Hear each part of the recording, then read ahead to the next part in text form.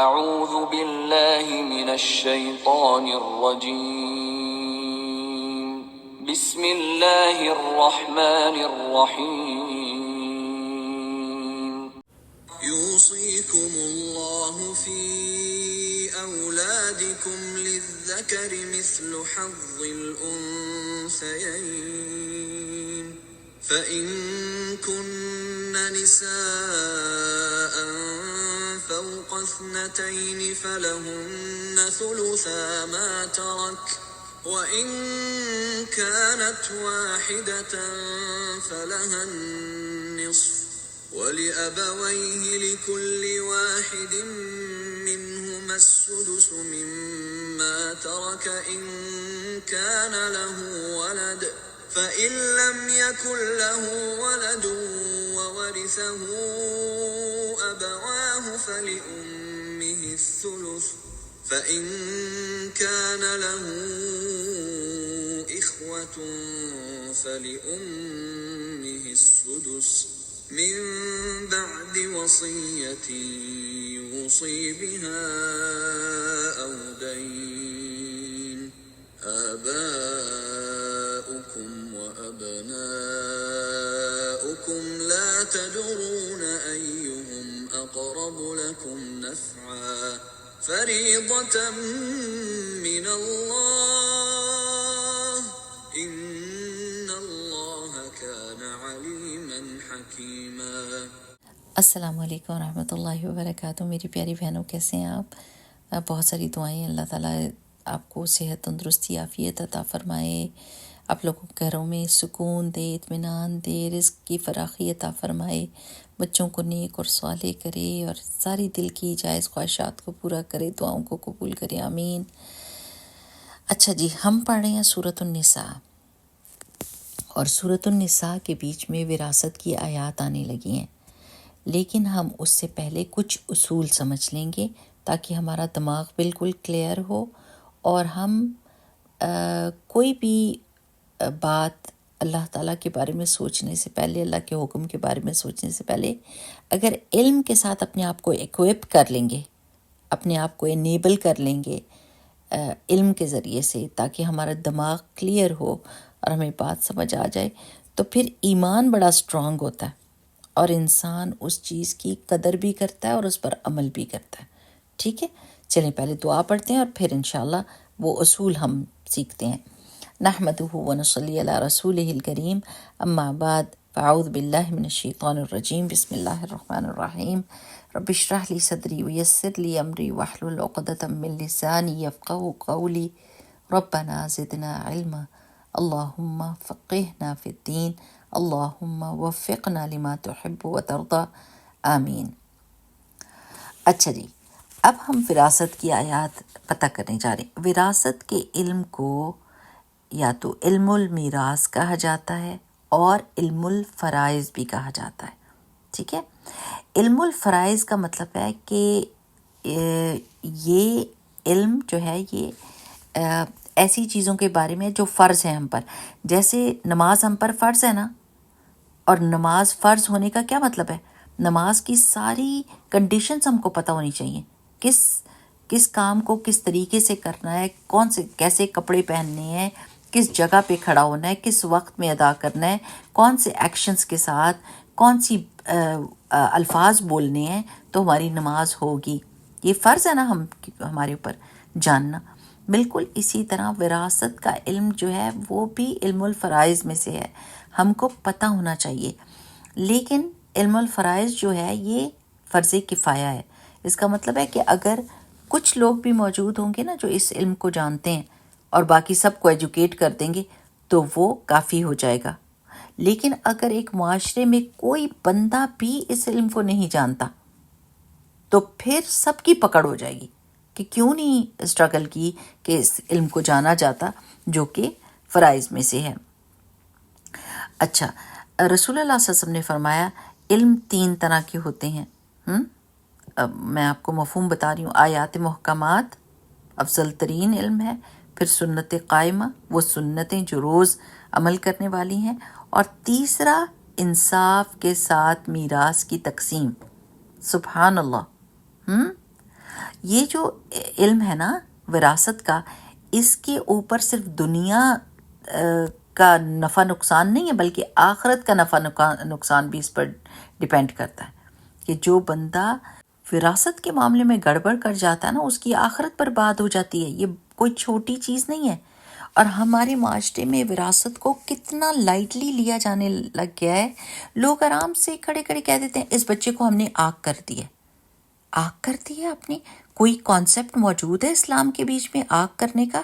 چاہے کوئی کتنا بھی برا ہو، اگر اللہ سبحانہ و تعالیٰ نے اس کا حصہ رکھا ہوا ہے تو آپ اس کو بے دخل نہیں کر سکتے اس حصے میں سے.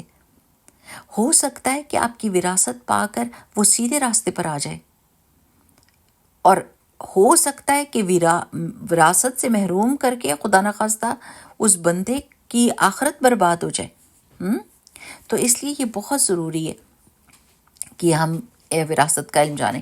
دوسرا یہ دیکھیں کہ معاشرے میں کس قدر زیادہ یہ ایک ناانصافی پائی جاتی ہے کہ بہنوں کو ان کا حصہ نہیں دیا جاتا، اور لوگ اپنے آبائی گھروں کے بیچ میں ماں باپ فوت ہو جاتے ہیں لیکن بھائی جو ہیں وہ قبضہ کر کے بیٹھ جاتے ہیں اور کہتے ہیں ہم اس گھر سے اب جائیں تو جائیں کدھر، اور دینے کے لیے پیسے ہمارے پاس ہے نہیں، جب ہوں گے پیسے تو ہم دے دیں گے. اور یہ انتہائی ناانصافی کی بات ہے اور یہ اپنی آخرت برباد کرنے والی بات ہے. آپ اس گھر کا حصہ لگائیں، اس میں جتنے پیسے بہنوں کے بنتے ہیں وہ چاہے قرض لے کے کسی کے اور ان کو چکا دیں، ان کا حصہ دیں. دوسری بات یہ بھی کہا جاتا ہے کہ آپ کو تو ہم نے بہنوں کو کہہ دیتے ہیں آپ کو تو جو ہے نا جہیز مل گیا، ہم نے آپ کو جو چیزیں دینی تھی دے دی، اب آپ ابو کے مال میں آپ کا حصہ نہیں ہے. یہ بھی بہت غلط بات ہے. کیسے کہا جا سکتا ہے یہ؟ وراثت تو اللہ تعالیٰ نے اس کے حصے بنائے ہیں. اچھا، اب وراثت کیا ڈٹرمن کرتی ہے؟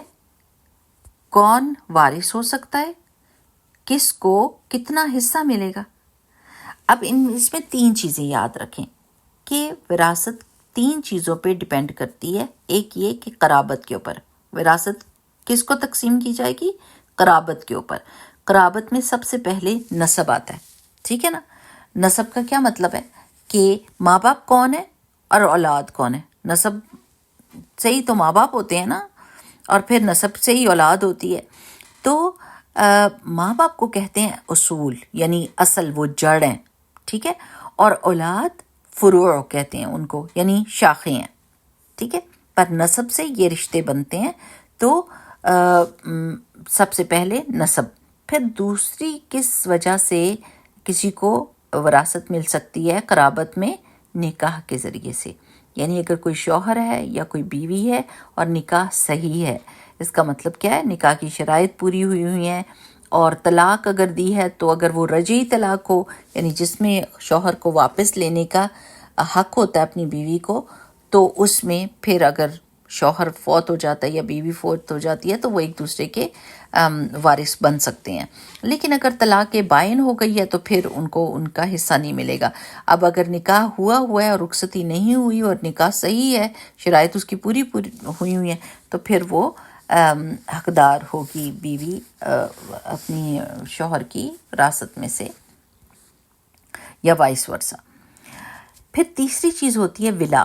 ولا ہوتی ہے کہ غلام اگر مر جائے، یعنی جب یہ غلام تھے تو یہ ایک اصول ہے کہ غلام اگر مر جائے تو پھر اس کے رشتہ داروں کو اس کو وراثت نہیں ملے گی بلکہ اس بندے کو ملے گی جس نے اس کو آزاد کیا تھا، ٹھیک ہے. تو یہ تو پھر سائڈ پر ہو گیا نا، یہ ہمارا مسئلہ نہیں ہے ولا کا. لیکن نسب اور نکاح کے ذریعے سے کیا ملتی ہے؟ وراثت ملتی ہے.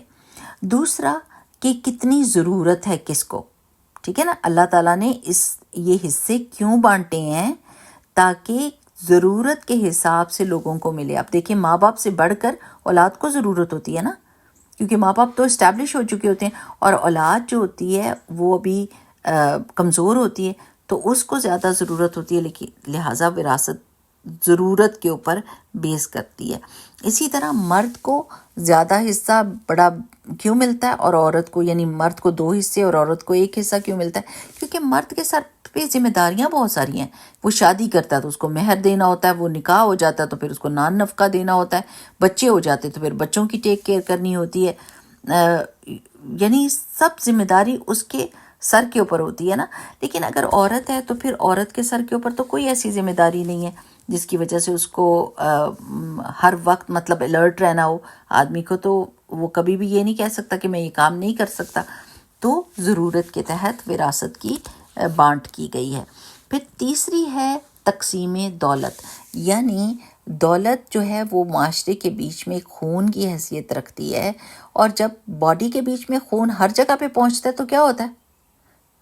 باڈی صحیح طریقے سے کام کرتی ہے، لیکن اگر بلڈ کلاٹنگ ہو جاتی ہے، کہیں پر سٹک ہو جاتا ہے بلڈ، تو کیا ہوتا ہے؟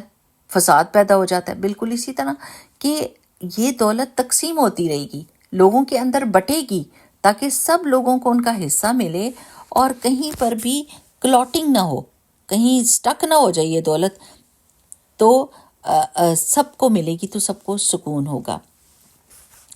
اچھا، یہ حصے اللہ تعالیٰ نے بانٹے ہیں، ہمارا اس پر ایمان ہے. کوئی عورتیں کھڑی ہو کر اس کے اوپر احتجاج نہیں کر سکتی کہ لڑکی کو ایک حصہ کیوں ملے گا. اب آپ دیکھیں، عورتوں کی جو مال ہے نا وہ ان کا اپنا مال ہوتا ہے، وہ خرچیں تو ان کو اجر ملتا ہے، وہ نہ خرچیں تو ان پر کوئی پکڑ نہیں ہے. لیکن مرد کے اوپر یہ ایک بہت بڑی ذمہ داری ہے کہ وہ نہیں خرچے گا تو اس کی پوچھ ہوگی اور اس کو نان نفقہ دینا ہوتا ہے. تو عورتیں تو الحمدللہ اللہ کی طرف سے آزاد ہیں اس معاملے میں، لیکن مرد نہیں ہے نا. تو اس لیے پھر ہم اس چیز کو کوشچن نہیں کر سکتے کہ اللہ تعالیٰ نے عورتوں کا حصہ کم اور مردوں کا حصہ زیادہ کیوں رکھا ہے. اس بے یقینی اور ایمان کی کمی اور علم کی کمی کی وجہ سے لوگ اپنی زندگی میں ہی بچوں کو ایکول بانٹنے کی کوشش کرتے ہیں کہ سب کو ابھی ہم دے جاتے ہیں تحفے کے طور پر.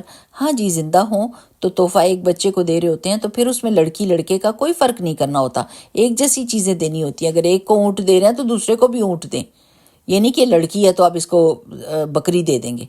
جب زندہ ہوتے ہیں تو پھر ایک جیسا تحفہ دینا ہوتا ہے تاکہ کسی کے دل کے بیچ میں کوئی حسد اور بغض نہ آئے. لیکن جو ماں باپ اس ڈر سے کہ ہمارے مرنے کے بعد وراثت میں ہماری بچیوں کو تھوڑا حصہ ملے گا اور لڑکوں کو زیادہ ملے گا، وہ زندگی میں بانٹ دیتے ہیں، تو آپ دیکھیں کہ ان کی قدر کتنی گھٹ جاتی ہے. اللہ کے حکم میں نا بہت پروٹیکشن ہے، بہت سکون ہے.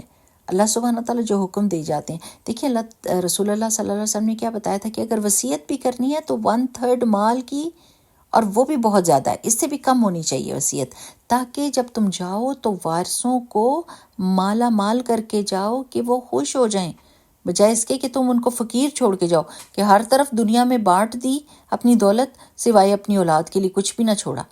یہ بہت بری بات ہوگی. کیونکہ آپ دیکھیں، ہم اپنے ذہن میں سوچ ہوتے ہیں یہ بچہ میرا بڑا وفادار ہے، اس نے میری بڑی خدمت کی ہے، اس کو میں زیادہ دے جاتی ہوں اور اس کو محروم کر جاتی ہوں. حالانکہ ہم کو نہیں پتہ ہوتا کہ ہمارے مرنے کے بعد وہ بچہ جس نے کم خدمت کی ہے وہ ہمارے لیے اتنے صدقہ جاریہ کے کام کرے کہ ہم وہاں پر بیٹھ کے عیش کرتے رہیں، اور وہ بچہ جو دنیا میں ہمارے آگے پیچھے ہوتا تھا وہ ہم کو یاد بھی نہ رکھے. ہمیں نہیں معلوم.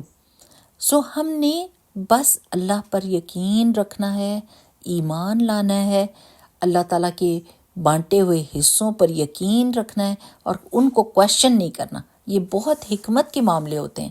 اللہ سبحانہ تعالیٰ نے جو احکام ہم کو دیے نا وہ ہمارے اپنے فائدے کے ہیں. ٹھیک ہے، اب ہم اپنا سبق شروع کرتے ہیں. آئی ہوپ کہ آپ کو بات سمجھ آ گئی ہوگی. اللہ تعالیٰ فرماتے ہیں، اعوذ باللہ من الشیطان الرجیم، بسم اللہ الرحمن الرحیم. یوصیکم، وصیت کرتا ہے تم کو، اللہ تعالیٰ. وصیت جو ہے نا واو صاد یا سے ہے، کسی واقعے کے پیش آنے سے پہلے اس کے بارے میں تاکیدی حکم. ٹھیک ہے، اللہ تعالیٰ کیا وصیت کرتا ہے؟ فی اولادکم، تمہاری اولاد کے بارے میں. للذکری، لڑکے کے لیے، مثلو، مانند، حظی، حصہ ہے، حظ سے. حظ کہتے ہیں خوش قسمتی کو، چونکہ مفت میں ملتا ہے نا وراثت کا مال، تو حظ اس کو کہتے ہیں وہ حصہ جو مفت میں ملا ہو. الانثیین، دو لڑکیوں کے برابر، دو لڑکیوں کے برابر، یہ تثنیہ کا صیغہ ہے. فَإِن، پھر اگر، کننا، ہوں وہ، निसाअन औरतें, फ़ौक़ा ऊपर या ज़्यादा, इत्नतैनी दो से, फ़लहुन्ना तो उनके लिए, थुलुथा दो तिहाई है, मा तरक जो उसने छोड़ा, व और इन अगर कानत हो, वाहिदतन एक लड़की, फलाहा तो उसके लिए, अन्निस्फ आधा है,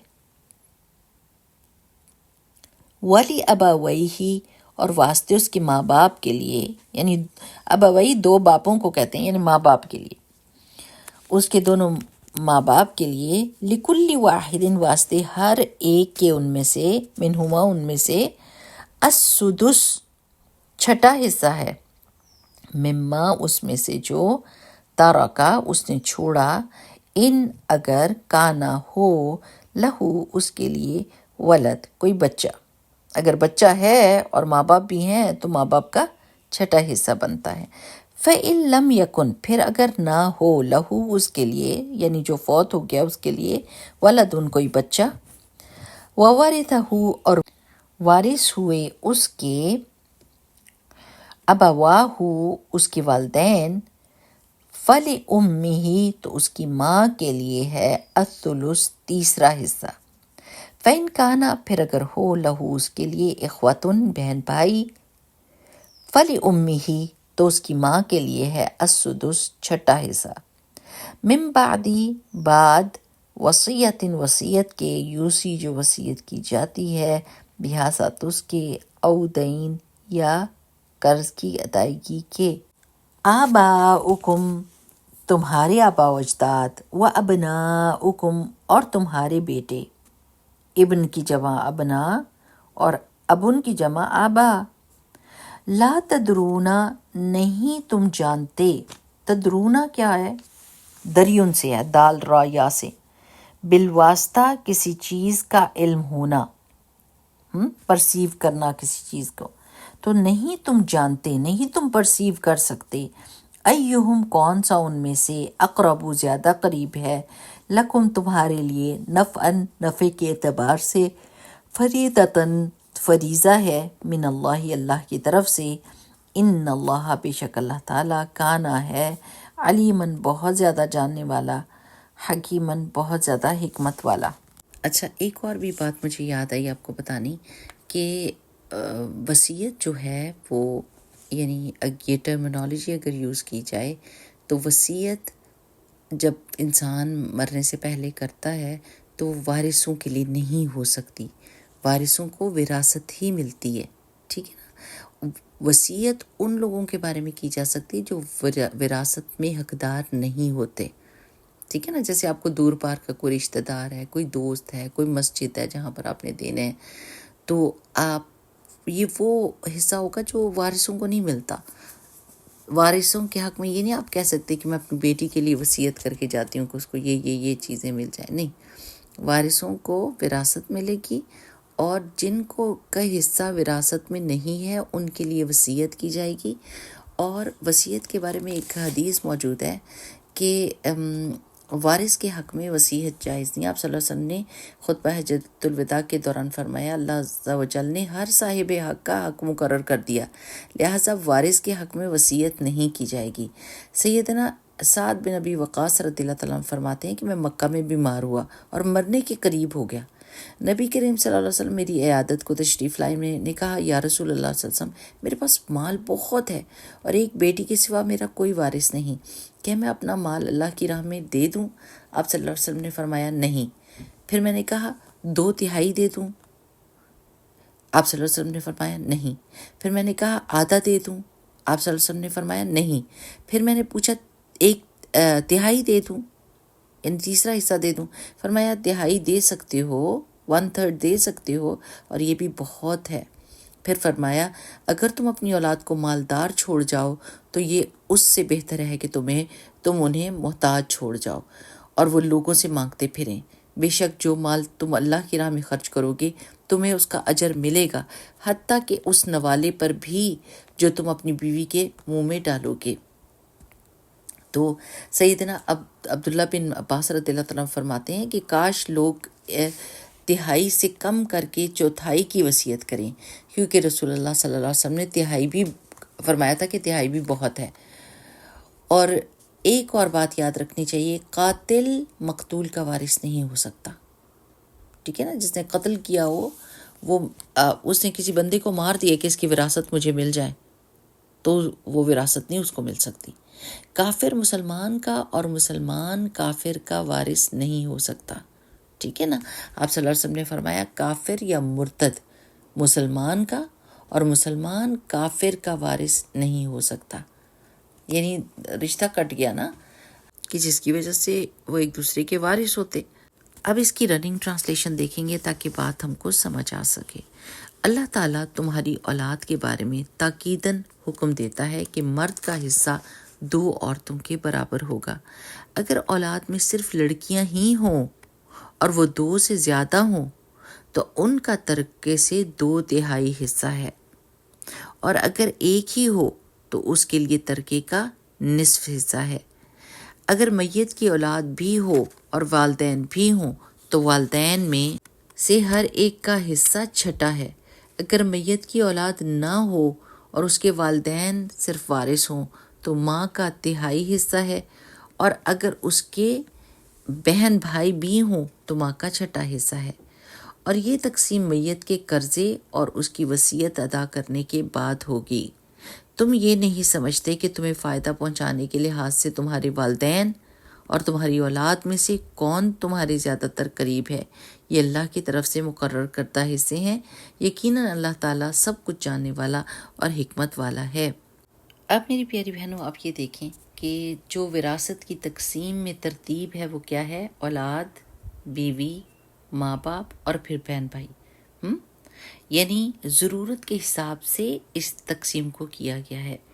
اور 2 چیزیں ہیں جو اللہ تعالیٰ نے فرمائی ہیں کہ حصے بانٹنے سے پہلے وراثت کے کیا کام ہوگا۔ ایک تو وصیت پوری ہوگی، اور دوسرا کوئی قرض اگر ہے تو وہ ادا ہوگا۔ یعنی قرض میں اگر بیوی کا مہر بھی نہیں نا ادا کیا ہوا تو وہ بھی قرض ہی ہے اس کے سر کے اوپر، وہ پہلے ادا کیا جائے گا۔ حقوق العباد کو پوری طرح سے سالو کیا جائے گا۔ جیسے قرض کے بارے میں تو یہ بھی آتا ہے نا کہ شہید کے سر پہ بھی اگر قرض ہے تو وہ اٹکا رہتا ہے جب تک کہ اس کا قرض نہیں چکایا جاتا، ہر چیز اس کی معاف ہو جاتی ہے سوائے قرض کے۔ یعنی پیسے کا معاملہ اللہ سبحانہ و تعالیٰ بہت فرم طریقے سے ڈیل کرتے ہیں، کیونکہ اس کے وہ ایک حق ہوتا ہے نا دوسرے بندے کا۔ تو قرض کی ادائیگی کرنے کے بعد اور پھر اس بندے کی وصیت پوری کرنے کے بعد وارثوں کے اندر وراثت کو بانٹ دیا جائے گا۔ وراثت میں چاہے کوئی چھوٹی چیز ہے چاہے کوئی بڑی چیز ہے، ہر چیز بٹے گی، اور وارثوں کی مرضی کے ساتھ جو ہے نا، اگر کوئی چیز صدقہ کرنا ہے کسی نے، یہ نہیں ہو سکتا کہ ایک بندہ گھر میں موجود ہے اور اس نے کپڑے بھی صدقہ کر دیے، جوتے بھی صدقہ کر دیے میت کے، اور بعد میں وارث آئے اور انہوں نے پوچھا کہ چیزیں کدھر ہیں تو وہ کہہ رہا ہے کہ میں نے صدقہ کر دیا۔ اب کوئی دوسرا بولے گا تو نہیں کہ آپ نے صدقہ کیوں کیا، لیکن ان کے دل کے اندر ایک یہ خلش تو ہوگی کہ ہمارے سے اجازت نہیں لی۔ تو کوئی بھی ایک وارث یہ فیصلہ نہیں کر سکتا آن ہز اون کہ میں کر دوں اور بعد میں بتا دوں گا سب کو کہ میں نے یہ کام کر دیا اس کے لیے، میت کے لیے۔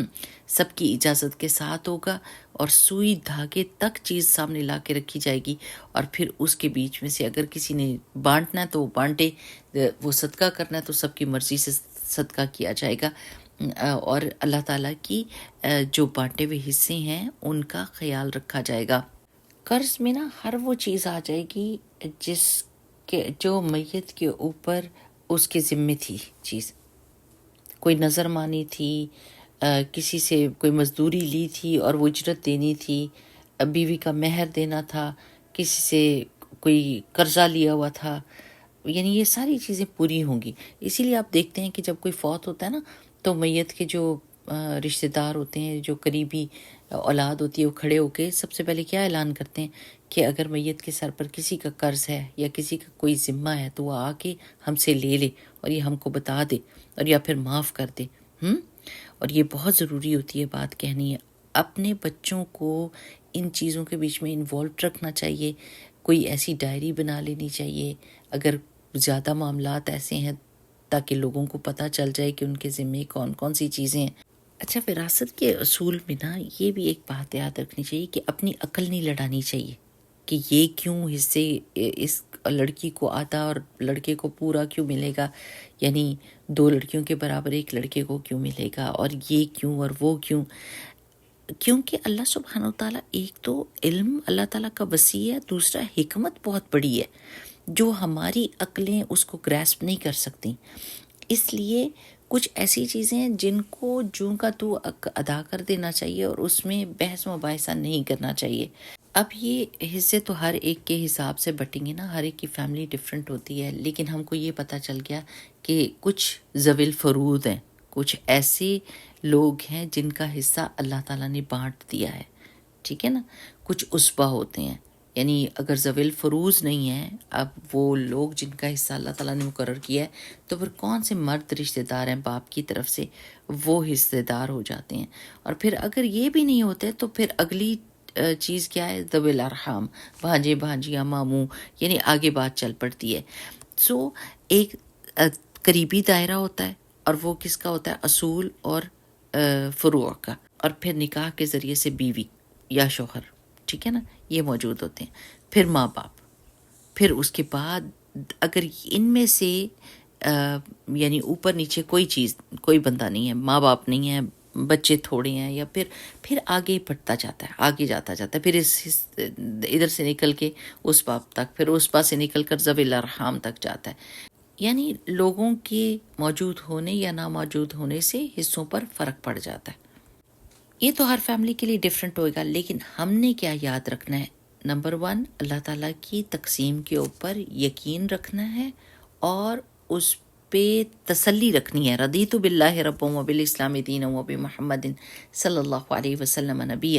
اور اللہ تعالیٰ کی تقسیم سے نعوذ باللہ ناراض ہو کے یا اس سے ریبیل کر کے کہ میرے مرنے کے بعد تو تھوڑا ملے گا، میری بیٹی کو تو میں زندگی میں یہ کر چوں، تو یہ نیت بھی تو پھر اللہ تعالیٰ کو پتہ ہوگی نا کہ آپ وارثوں کو، باقی وارثوں کو محروم کرنے کے لیے زندگی میں یہ فیصلے کر رہے ہیں. ایسے کرنا نہیں چاہیے.